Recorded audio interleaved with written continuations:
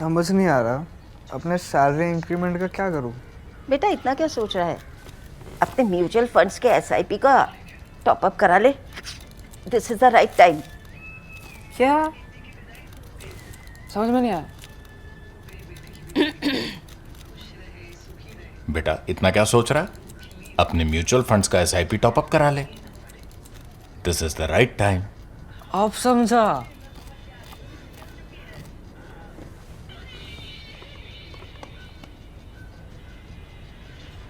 Mutual fund investments are subject to market risks.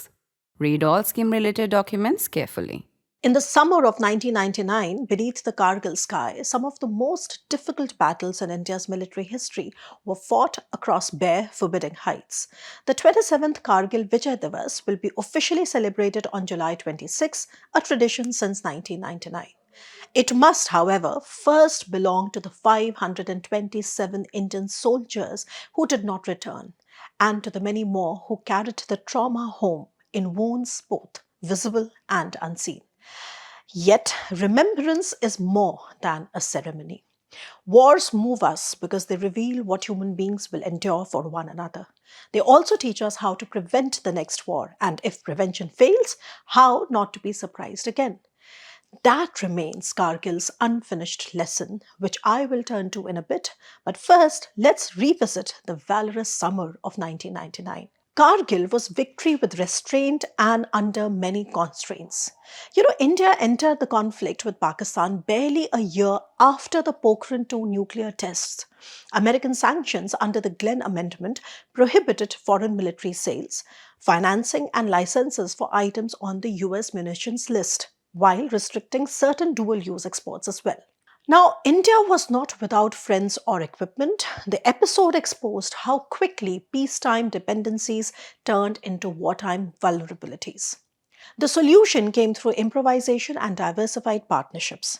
Star performer Swedish Bofors 155mm guns delivered devastating fire at extreme elevations.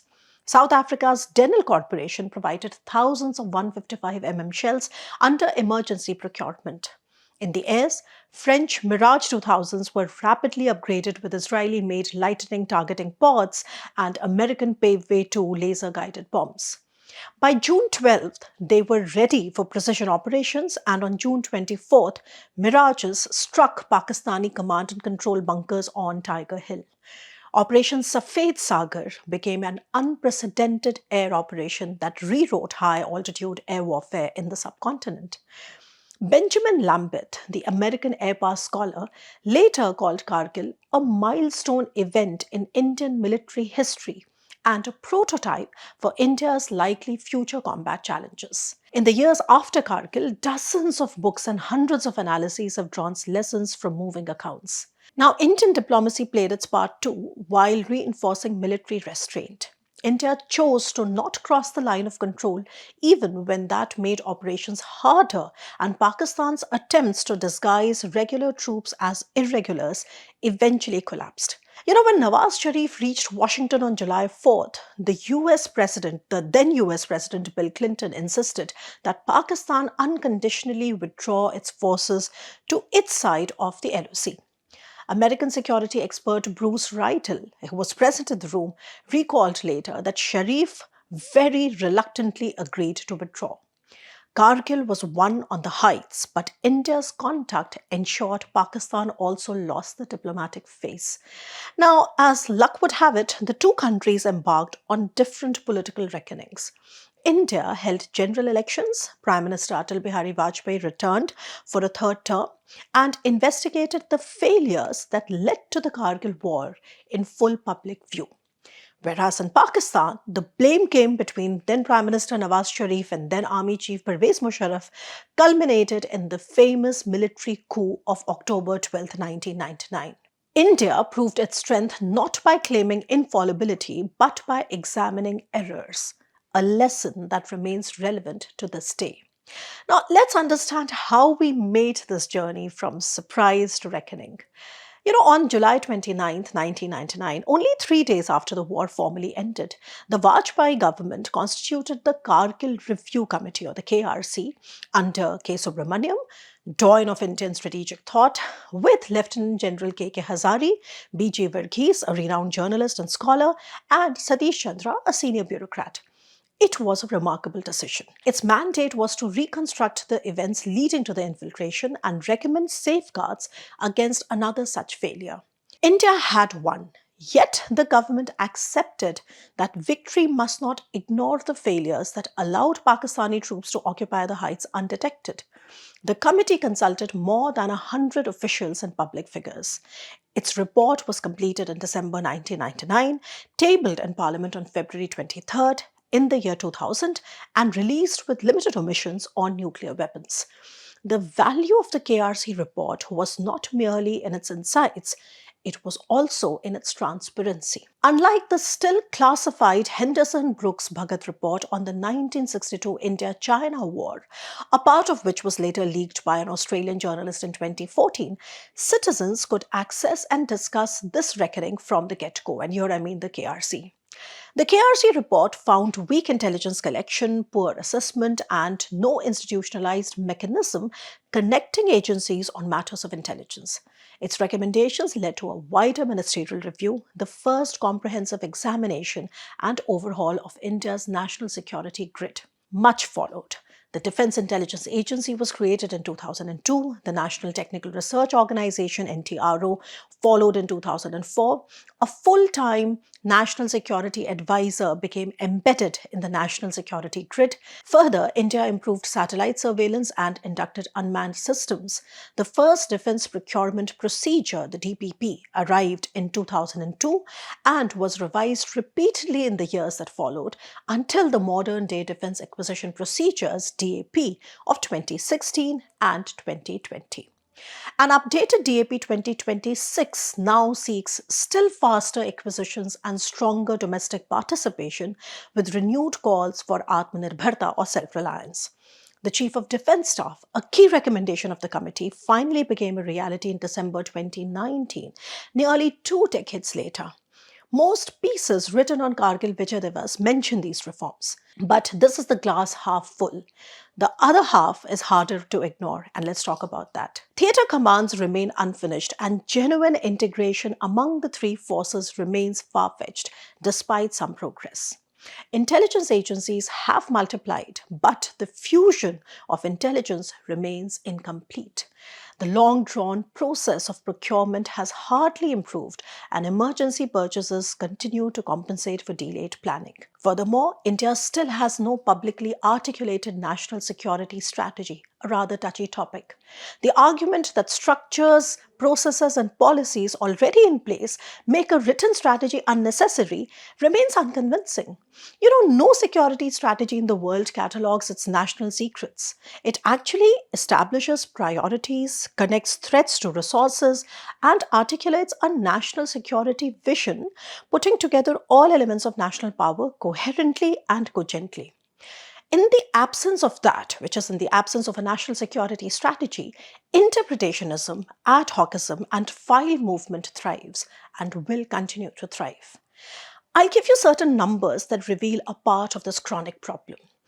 India has underspent on defense acquisition for decades, not in net numbers, but in proportional terms. This has been true especially under the Narendra Modi-led NDA government since 2014. Sounds counterintuitive, but it's a fact. For instance, the 2026-27 budget allocation to the Ministry of Defence is a record 7.85 lakh crore, but it is still not 2% of India's GDP. That's what I mean when I say proportional terms. It is barely 1.9% of India's GDP. Most recommendations have argued for a much higher defence spending. But there is more.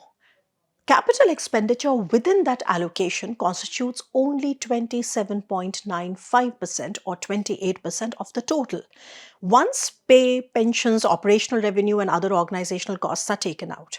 On the narrower comparison of capital outlay with defense services revenue, the ratio is approximately 28:72. What does it mean? It basically means that defense outlay gets 28% of the budget, while other things get 72% of it.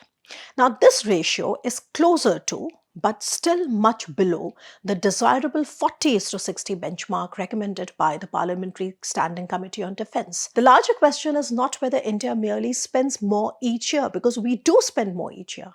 That isn't a telling yardstick. On the contrary, the larger question remains, are budgets, procurement, indigenization, technological advancements, and doctrines following a common long-term purpose, keeping in mind the lessons learned from yesteryear's wars as well as from Russia-Ukraine, Op Sindoor, and Middle East? The next surprise, whenever it comes, is going to look different. Surprises have not remained confined to conventional wars. The Parliament attack of 2001, Mumbai in 2008, Uri in 2016, Pulwama in 2019, and Pahalgam in 2025 differed in scale, method, and consequence. Yet, each exposed Pakistan's ability to find seams between intelligence, policing, border management, and political response. Tactical retaliation may punish an attacker and has been steadily doing so until now, but only institutional learning steadily closes those seams. Kargil's lessons articulated by the KRC therefore belongs as much to counterterrorism as to warfare in general. Kargil was also India's first intensely televised war. Today, every smartphone can become a sensor, every satellite image a clue, and every social media post either intelligence or deception, creating layers within the fog of war. Open source intelligence, or OSINT, helped expose Russian buildup and preparations before the invasion of Ukraine, and now tracks weapons, units, and battlefield losses almost in real time. AI, which is artificial intelligence, can fuse enormous volumes of data at mind-boggling speed. But then it can also generate convincing falsehoods, which means informational warfare fogs at industrial scale. Today's battlefield has therefore become more transparent and more obscure at once. Drones, cyber operations, autonomous systems, precision missiles, and information warfare have compressed decision time. Pakistan's deepening access to Chinese sensors, weapons, and network systems adds another layer to an already difficult two-front challenge, with perpetual grey zone ops and exponential advancement of Chinese defense capabilities.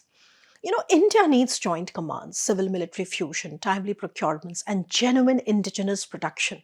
It must also spend more on capital outlays and invest in systems that connect space, air, land, sea, cyber, and the information domain with an eye on the future war. Platforms acquired without optimal integration are inventory, not capability. And the lessons of the recent wars have underscored the centrality of an optimally integrated network in very unambiguous terms. A study published by Rand Corporation on post-Kargil scenario made an important observation. India must possess the capabilities to thwart surprises and to win even if surprised. Now, no review can fully abolish surprises altogether. The purpose of reform is to ensure that one warning missed by one institution does not become a national failure, which is going to be a work in progress.